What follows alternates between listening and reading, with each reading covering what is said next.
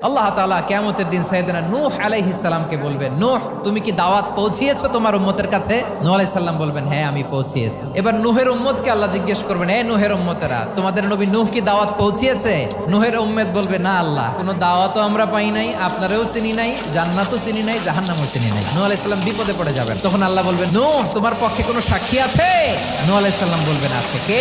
উম্মতে মুহাম্মাদি। তখন আমরা বলবো, আল্লাহ, আল্লাহর নবী নূহ আলাইহিস সালাম তিনি আপনি যা যা বলেছেন ঠিক তা তার উম্মতের কাছে পৌঁছে দিয়েছে। এবার নূহের উম্মতের সাথে আমাদের ঝগড়া লাগবে। তারা বলবে, তোমরা আসছো আমাদের হাজার হাজার বছর পরে, তোমরা কি করে জানলা? তোমাদের সাক্ষী ধর্তব্য হবে না? আমরা তখন বলবো, আমাদের কোরআনে তোমাদের নবীর নামে আল্লাহ তাআলা একটা সূরা নাজিল করেছেন, সূরাতে নূহ। দিন রাত এক করে তোমাদের কাছে তিনি দাওয়াত পৌঁছেছেন, সব আমরা জানি। আমরা যখন বলবো এই কথা, নূহের উম্মত চুপসে যাবে। তখন আমরা সত্য বলেছি কিনা এটা আল্লাহ তাআলা জানতে চাইবে বিশ্বনবীর কাছে। তখন বিশ্বনবী আমাদের পক্ষে সাক্ষী দিবেন। আওয়াজ করে বলেন আল্লাহু আকবার।